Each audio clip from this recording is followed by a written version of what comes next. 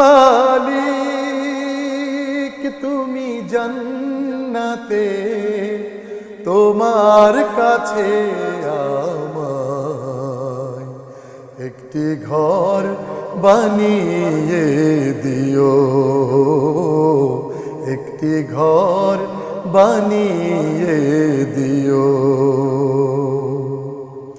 সে বিভীষিকাময় মহাদিনে তোমার প্রতিবেশী করে নিও।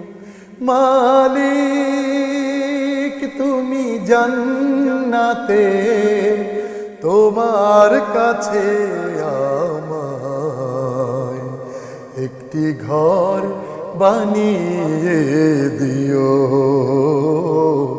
একটি ঘর বানিয়ে দিও।